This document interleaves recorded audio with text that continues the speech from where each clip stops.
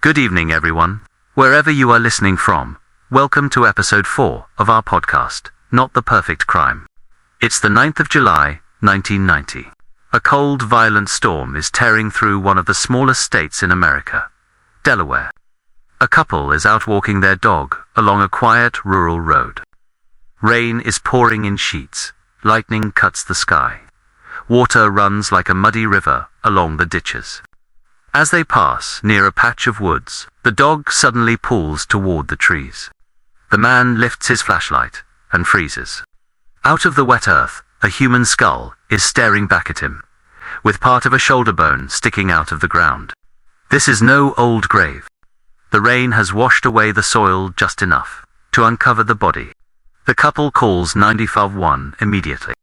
Police and crime scene technicians race to the scene.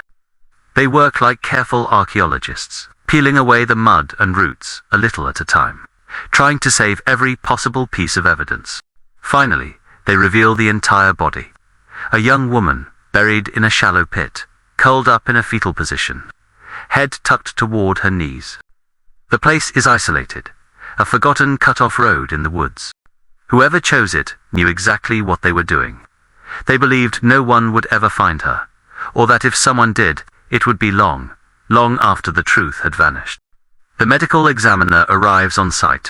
From the bones, he estimates that the victim is a woman, in her early 20s. The pelvic bones show she has given birth at least once, maybe more. But the level of decomposition makes it impossible to say exactly how she died. Still, to him, one thing is almost certain. This is a homicide.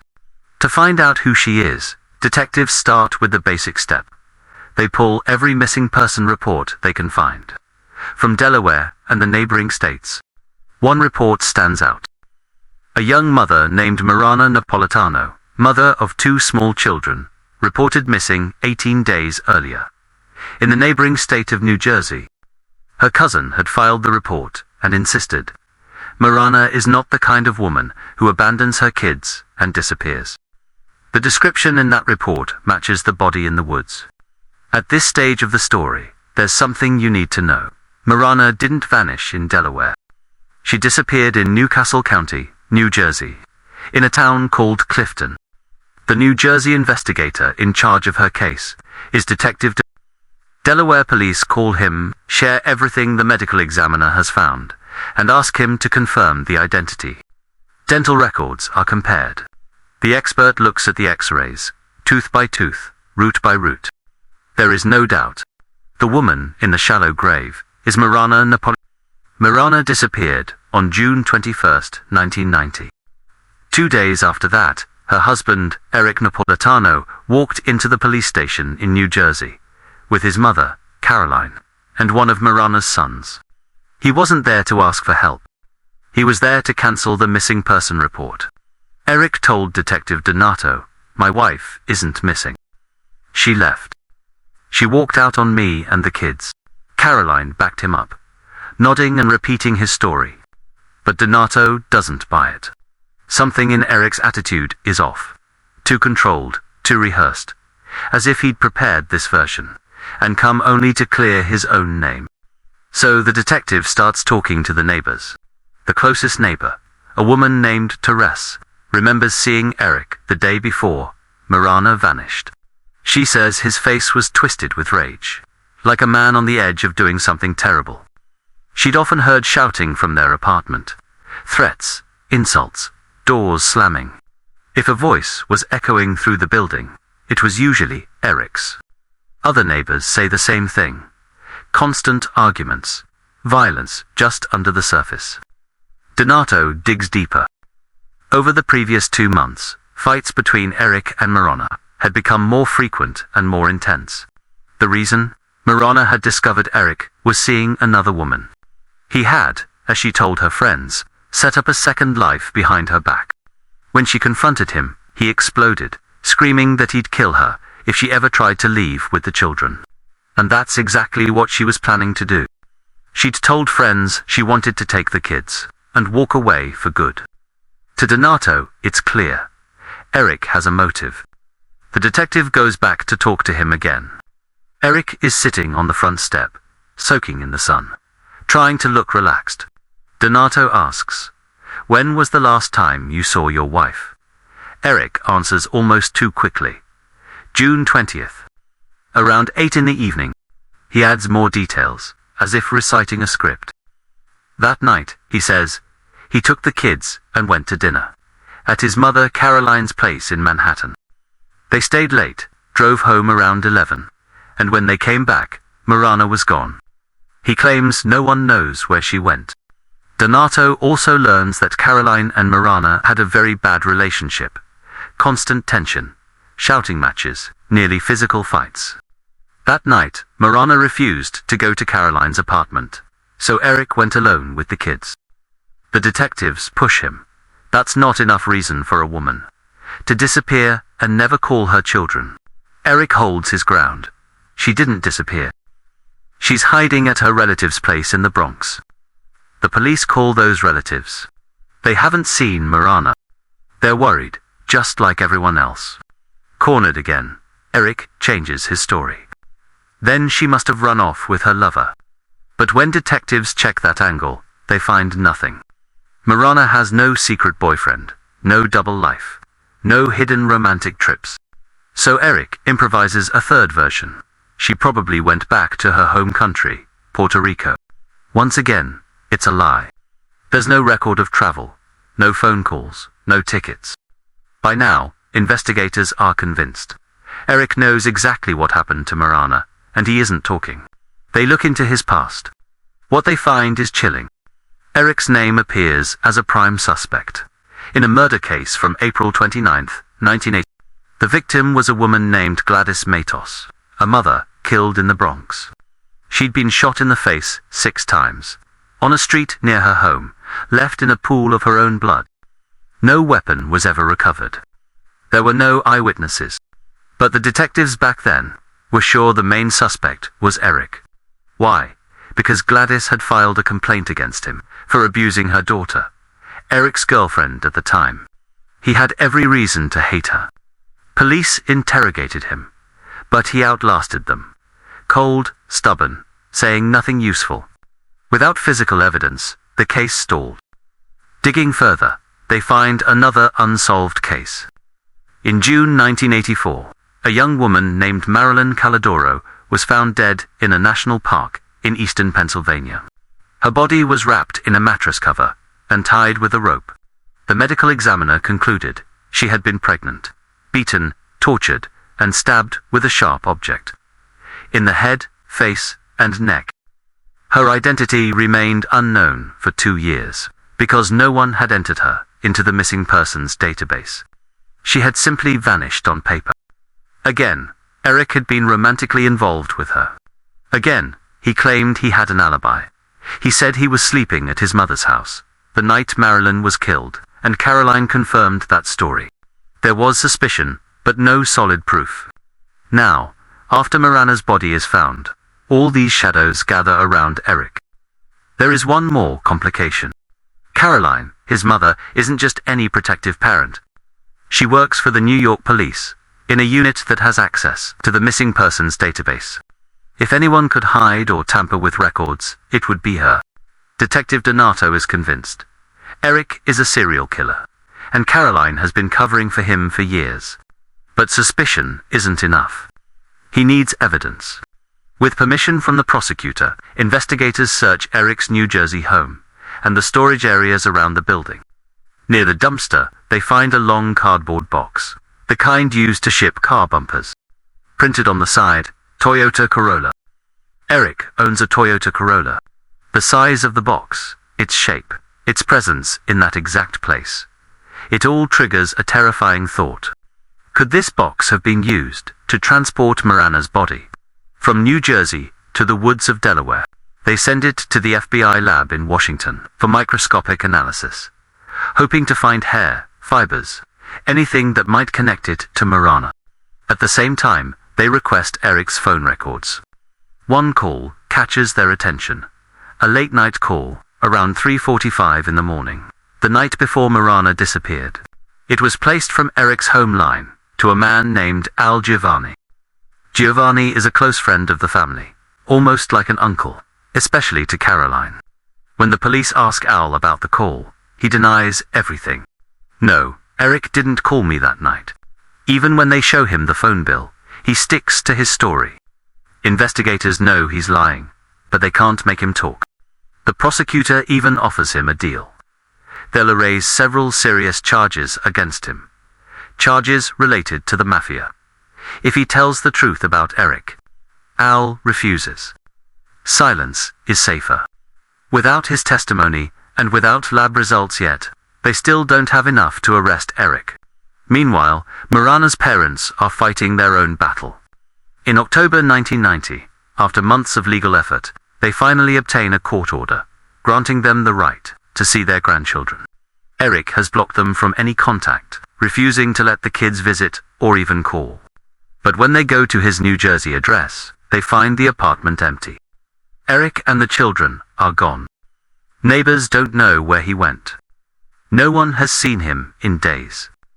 Now, the case becomes federal. The FBI steps in, treating it as a parental kidnapping, on top of a murder investigation. They track him the simplest way possible, through money. Eric is using a bank card to pay for gas, food, and motels. The card is not in his name. It belongs to his friend, Al Giovanni. The trail leads across the United States, all the way to New Mexico, to a city called Albuquerque. There, Eric has rented a moving truck, using that same card, and settled into a quiet life, with a new girlfriend named Sandra.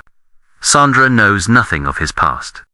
To her, Eric is just a new start, a fresh page. He even takes out a life insurance policy on her, and she doesn't suspect a thing.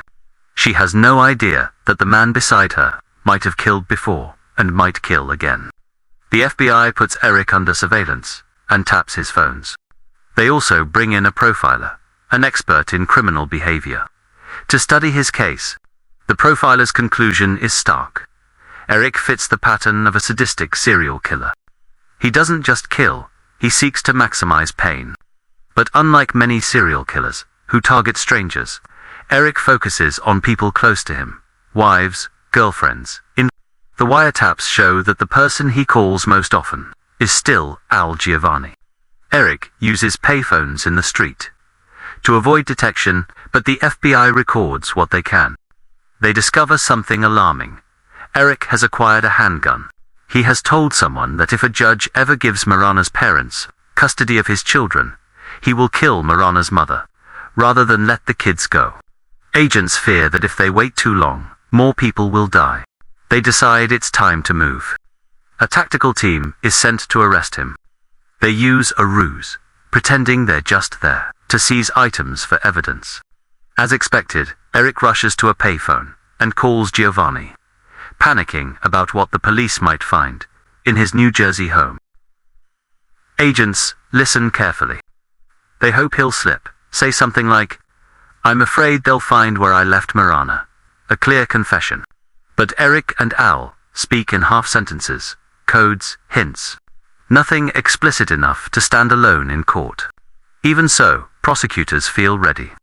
They have circumstantial evidence, a pattern of violence, a fugitive father who ran across the country with his children. And then, a message arrives from the FBI lab in Washington. Inside the long Toyota Corolla box, microscopic analysis has found several hairs that match Mirana's DNA, and fibers that match the clothes she was wearing when she died. This is the first direct physical link between Eric and Mirana's murder. The case can finally go to trial. On April 22, 1992, the trial of Eric Napolitano begins. The prosecution plans to rely heavily on the testimony of the neighbors, especially Teresa, the woman who heard the violent fight on the night Mirana was last heard alive. But when Teresa takes the stand, everything falls apart. She says she doesn't remember. Too much time has passed. Her memory is blurry. Even when the prosecutor lets her read her original statement, she claims her eyesight is too weak to see the words clearly. Months of preparation crumble in minutes. Then another neighbor steps up, Janet. Janet lived in the same building and remembers that night very well. She testifies that she heard Eric threatening Mirana, telling her that if she tried to leave with the kids, he would finish her. But she also says something else, something that hits the jury hard. 2 weeks after Mirana vanished, Eric gave Janet a bag of his wife's clothes. When she hesitated and said, "Why are you giving me Mirana's clothes?" "What if she comes back?" Eric answered. "Take them. She's not coming back." At that moment, Janet realized what that truly meant. Mirana was dead, and Eric knew it. The final blow comes from a man who lived in the apartment above Giovanni, Gregory, a drug dealer. He testifies that he, not Al, picked up the late-night phone call from Eric at around 3:45 in the morning, the call the police had seen on the records. Gregory explains that Al is hard of hearing, so he answered the phone himself. He overheard Eric yelling at Mirana, accusing her of having a lover. Through the phone, Al asked her if Eric was hitting her. She said no. This testimony proves that the call happened and that Al had been lying. When Giovanni himself is finally called to the stand, everyone expects more denial, but this time, under oath and under pressure, he breaks. He admits the call, admits that he and Caroline later met to talk about it, and then tells the court what Eric finally confessed to him, that he killed Mirana at home, before going out to dinner with the kids, stabbed her so the children wouldn't hear any gunshots, left her body hidden under the bed, and the next day packed her into the long cardboard box and drove to Delaware, to bury her in the woods. The jury now has everything it needs. Before sentencing, the judge asks Eric if he has anything to say. For a long time, he refused to confess. But there is one more piece on the board. His mother, Caroline.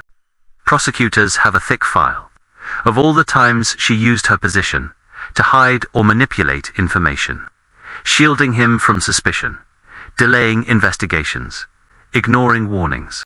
They offer Eric a deal. If he admits, in his own words, that he killed Mirana, all charges against his mother will be dropped. She will avoid prison, though she will be forced to resign from the police. Eric accepts. He confesses to Mirana's murder and receives a life sentence, with the possibility of parole, after 32 years and 6 months. On paper, that means he could walk free in his 60s, with time left to live, and, maybe, to kill again. But the story doesn't end there. Investigators reopened the old case of his former lover, Marilyn. Forensic science has advanced. New tests find traces of Eric's DNA on her body and clothing. A second trial is held. He is convicted again, and this time, the sentence is life, with no possibility of parole. Eric Napolitano will spend the rest of his life behind bars. As for his mother, Caroline, she never goes to prison, but she is forced to leave the police. In the end, the investigators are convinced that without her protection, without her willing blindness, Eric might have been stopped years earlier, after the very first murder, the one that took the life of his mother-in-law, Gladys Matos.